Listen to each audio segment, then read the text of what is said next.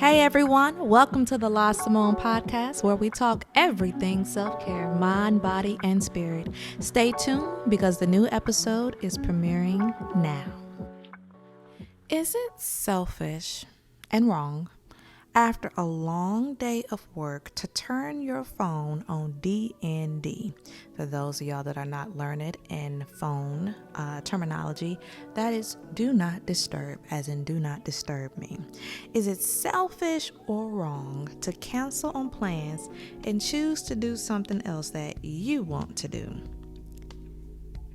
Is it selfish to take a few days off of work to recuperate and get some much needed rest? So I hope to all of these questions y'all answered no. But the truth is, y'all, it is an act that everyone should take for themselves. And I think that this topic today is going to be a little bit controversial. Basically, I want you all to exercise being a little bit more selfish with your time. You know, there are a few ways to be a little bit more selfish with your time without coming off like a butthole. It really is.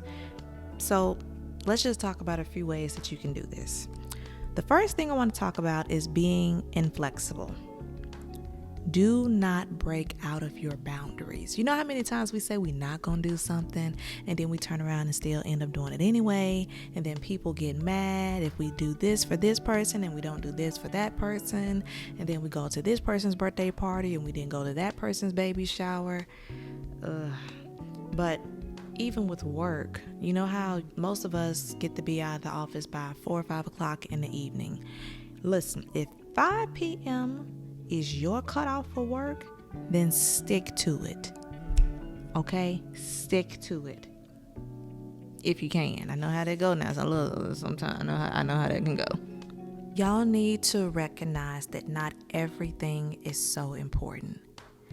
I mean, it really isn't. Become more selective of the things that are important. You know, with this, it's hard to make those decisions if you are not getting enough sleep. And I even wrote it here. You need to nourish it.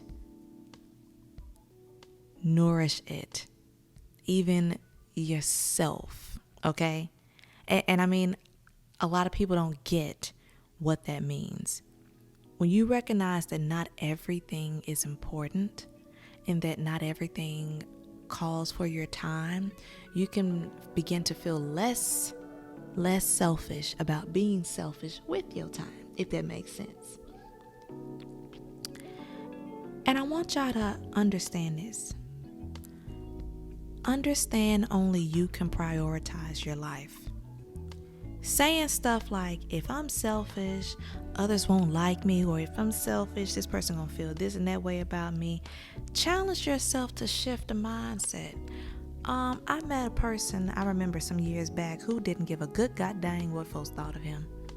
Like he was gonna do and live his life the way that he wanted to, by all means. And there were people, I'm sure, of course, that did not agree with it, didn't agree with him. And guess what? He did not care. Listen, there comes a time where we have to stop caring what our parents think about us. There comes a time where we have to stop caring about what our friends, our family members, we have to do that. Because if you continue to live your life that way, then guess what's going to happen? Your life is going to be living for the satisfaction or the unsatisfaction of other people. And that's not no life to live, baby. Ooh, that's not a life to live. Say no so you can say yes. Okay, y'all, listen carefully to this. Embrace your power to choose. Utilize your autonomy. Practice conveying your intent to others to set expectations. The beautiful part about embracing your power to choose is that you are not only taking more autonomy and power over your time, but also recognizing that that's just what it is. It's your time, and you have the right to do with it what you want to do with it. I have events and things that are coming up, and I have friend obligations, family obligations, things that are coming up. And I've already made up in my mind what I'm going to do, how long I'm going to be there, and I've decided what, events that I'm going to attend. I have things that I want to do myself, and people tend to forget that you can give of yourself, but you have to take care of self first, and that's not being selfish. I just want to make sure I point that out.